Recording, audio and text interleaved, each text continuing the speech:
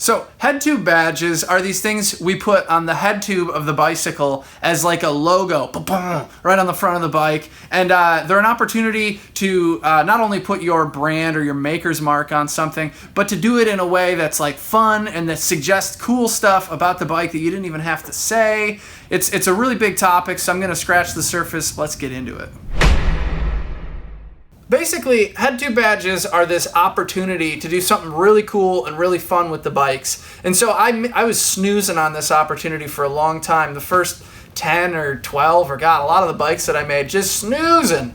I didn't put a head tube badge on the bike, and I had some other sort of graphics and stuff, but it's just really a missed opportunity because it's not just like a serial number or putting your return address on a piece of mail. It's also like it can look really good, and also it can be fun, and it can suggest something without even saying it. So like, this says Cobra frames and it has a Cobra snake, but like, how is the Cobra? The Cobra is like bad as fuck. The Cobra doesn't give a heck. The Cobra's wearing sunglasses. I almost gave the Cobra a cigarette. I thought that would be kind of funny, but that's a really loaded subject, right? I don't smoke, but people know people who've died. It's a whole big thing. So I didn't do that, but I thought it'd be kind of funny to, how much does that snake not care? He's smoking a cigarette, right? So anyway, the head tube badge is this opportunity to really put a different spin on it, maybe creatively, or in a business way, in a branding way, to suggest things about the brand and the nature of whatever it is that your company is, or if it's just your own personal thing and you have no interest in selling to people. I still think it's fun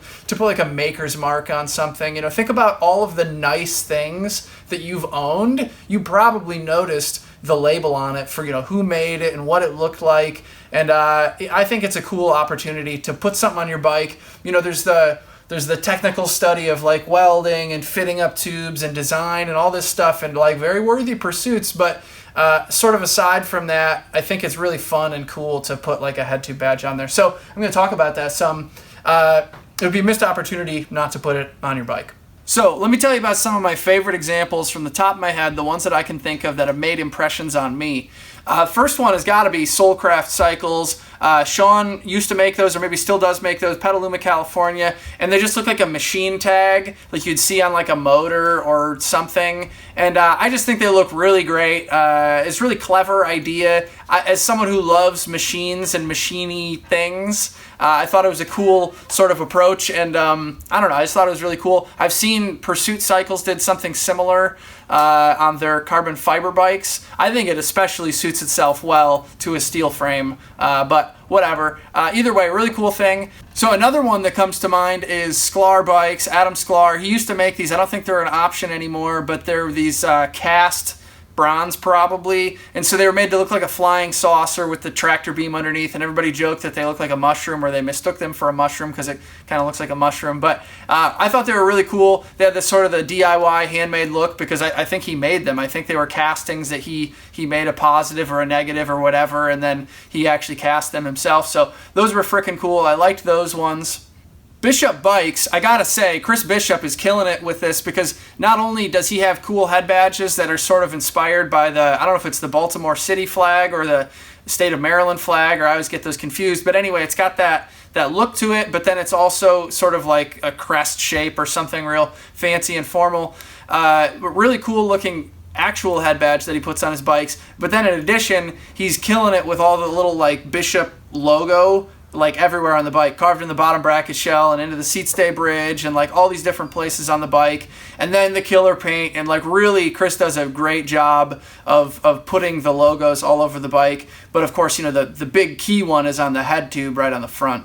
So another one that I'll mention is 44 Bikes. Chris Henry, he gets a head tube badge made. Elegant, simple, looks good, nice. And then sort of congruent to that, on the seat tube of the bike, he has like a seat tube badge, and that's where he stamps in like the serial number of the bike. And I think rather than doing like sequential serial numbers, 1 to infinity, he's doing like the lucky number. Like as the customer, you get to choose the number. So it's like a cool thing. And what I would say is cool about it, one of the cool things is that it's this congruent sort of form. It looks a lot like the head tube badge at a glance, but rather than being like the crest or the insignia or whatever, it's more information, and so it kind of ties together the different zones of the bike. And I think it's kind of cool to think about how all the different elements of the bicycle, aesthetically and functionally, like how rather than as individual little islands, but like how they all sort of build together to form the whole. And so, you know, when you have logos and stuff, how do they work with the paint job, and how do they work with the parts you put on it? And I think it's a really smart thing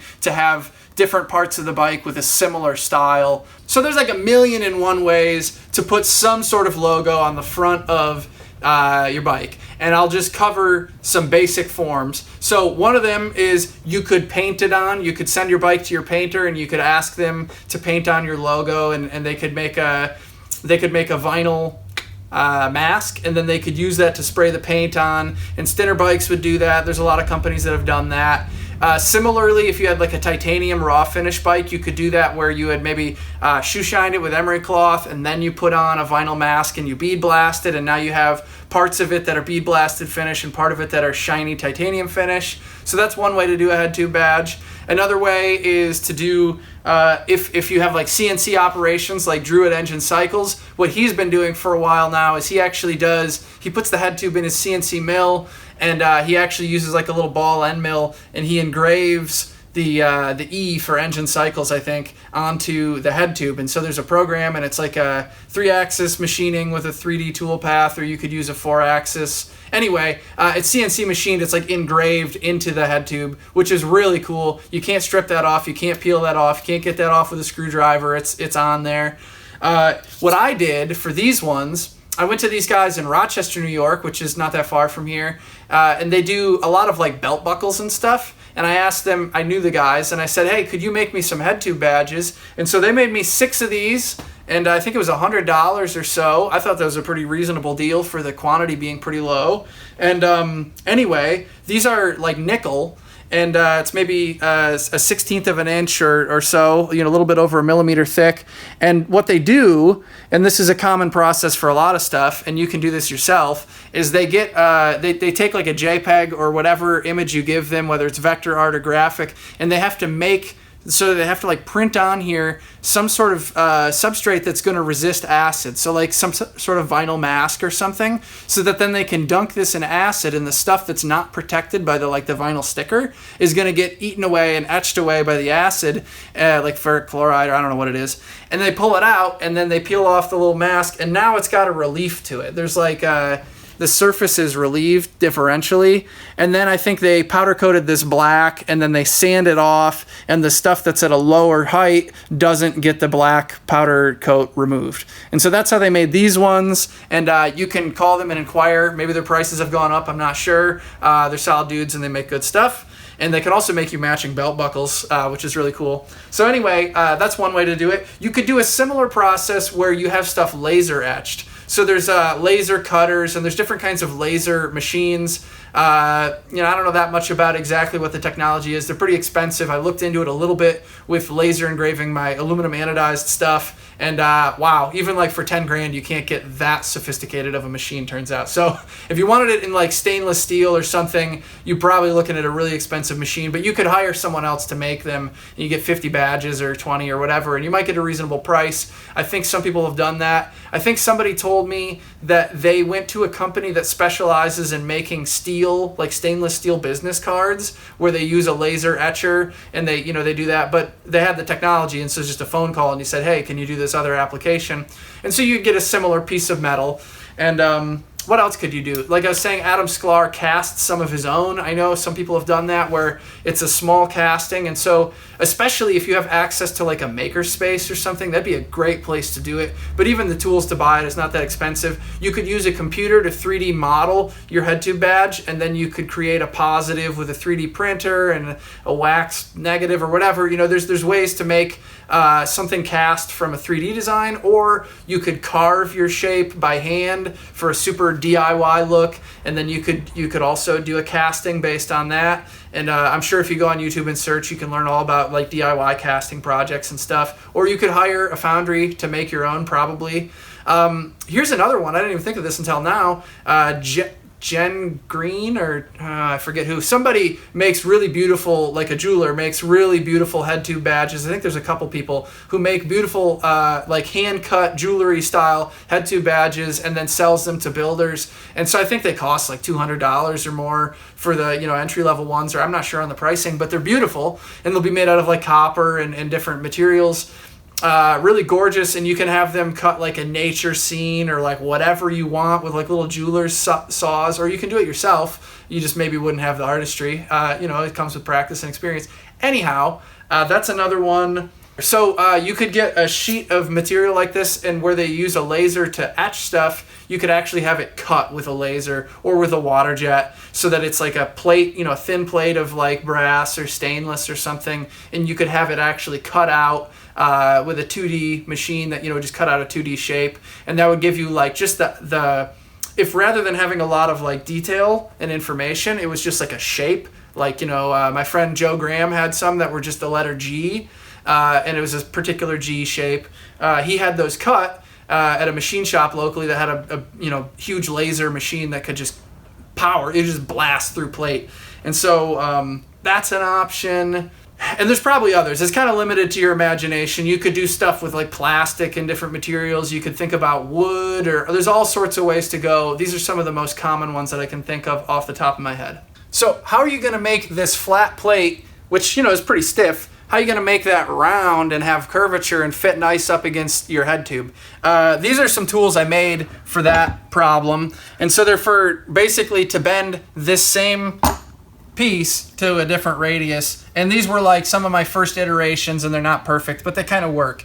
And so what I would do is I would set this in my milling machine vise upright, and I have a lead screw and a lot of clamping force, and I would just kind of set it in like this, and then I'd clamp it. And then what would happen is it would be kind of straight, and then it would have a radius, and then it'd be straight again, and that didn't look right. So I'd do it once, and then I'd take it out, and then I'd kind of shift it over to the side, and I'd do it again, and I kind of keep doing it, kind of putting a radius in different parts of it until the whole thing had more of a consistent radius. And this one here has a tighter curvature than this one, and there's a lot of guess and check with that, right? You don't really know. Ideally, you make a fixture where you put it in there and pa-boom, one and done, and it's got the perfect curvature. And that's actually tricky because if you look at these things, when you go to smush it in there, it really wants to bend in the middle and not so much at the edges. And so even if you get a good curvature along the whole thing that matches what you want, you can imagine the stuff in the middle of the plate, it's got this like it's hard to explain, but there's like leverage working against it. Like this whole stuff from the edge out toward the middle can act as sort of a lever for the stuff in the middle to help it bend. But the stuff by the very edge, there'll be a strip on either edge that just does not want to take much of a radius. It's hard to explain with words, but anyway, it can be hard to put a curvature on there. So this is what I've found to be the most effective method, and I'm sure there's something even better yet, but something along these lines will get you started in the right direction. And I made these pieces on the this one I turned on the lathe, and this one was just stock diameter, so you wouldn't need a lathe to make these. You just need to get some raw material and cut it to length. And then for this, I did these on the milling machine. I think I used like a hole saw, like I use for notching tubing to put these sort of shapes in here. There's all different ways that you could do this. You could make these out of wood blocks. It would be a lot easier if you didn't have the same milling machine and stuff. There's a lot of ways to do this sort of thing, but this is just a suggestion for where to start. So you got to get this onto the bike, and you got to make it stay on the bike. And your rider is going to be cruising the trails, jumping some logs, shredding some gnar, sending it, just freaking laying waste to the trails. And it's, how do you keep it on there? So there's a lot of ways to do it. I never found exactly the solution for me. I think if I was going to start from what I know now and what I've experienced, I would just go straight to screws, or maybe tiny rivets, probably screws. So on the head tube on the front, if you designed this with screw holes, you could use very small screws, and you could do one at the top and one at the bottom, and then you could have drilled and tapped holes in your head tube to receive those screws, and you could screw it on. You could even put a little bit of Loctite on the screws or something, and it would probably stay tight pretty nice. You could also use little pop rivets, of a small size, and that wouldn't be very expensive or complicated either. And so I think both of those would probably be pretty decent options. What I tried, I was thinking, oh yeah, I'll just use, nice 3M brand double-sided adhesive.